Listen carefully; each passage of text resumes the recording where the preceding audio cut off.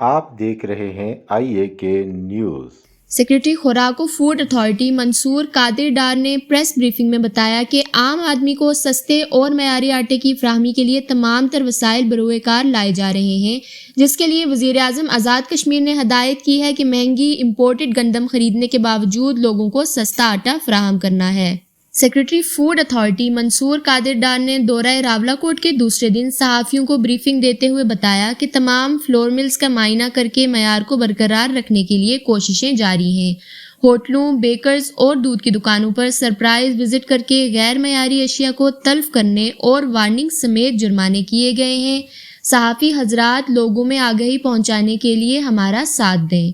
افسانِ صحت کے اصولوں کے مطابق اشیاء خورد و نوش کی فراہمی کے لیے کوشاں ہیں۔ سیکریٹری خوراک نے کہا کہ وزیر اعظم نے سختی سے ہدایت کی ہے کہ لوگوں کو سستا اور معیاری آٹا فراہم کیا جائے۔ کچھ عناصر مصنوعی آٹا بحران پیدا کرنے کی کوشش کرتے ہیں، جس سے نمٹا جا رہا ہے۔ ہوٹلوں، بیکرز اور دودھ کی دکانوں پر صفائی ستھرائی کو بھی چیک کرنے کے لیے محکمہ کے آفیسران روزانہ کی بنیاد پر بازاروں کے دورے کرتے ہیں۔ ساؤتھ میں فوڈ اتھارٹی کی محنت سے کافی بہتری آئی ہے، جسے اب نارتھ ریجن میں بھی لانے کے لیے حکمت عملی ترتیب دے دی ہے۔ سیکریٹری منصور قادر ڈار کا کہنا تھا کہ گندی اور ایکسپائر اشیاء سے انسانی صحت متاثر ہو رہی تھی، جسے روکنا ضروری ہے۔ فوڈ اتھارٹی عوام کی صحت پر کبھی کمپرومائز نہیں کر سکتی۔ سیکریٹری خوراک نے مزید کہا کہ انتظامیہ کے ساتھ مل کر آٹے کی اسمگلنگ پر قابو پایا ہے۔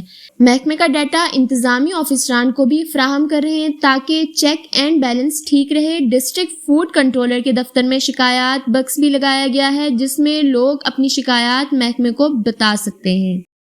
تازہ ترین خبروں کے لیے دیکھتے رہیے آئی اے کے نیوز۔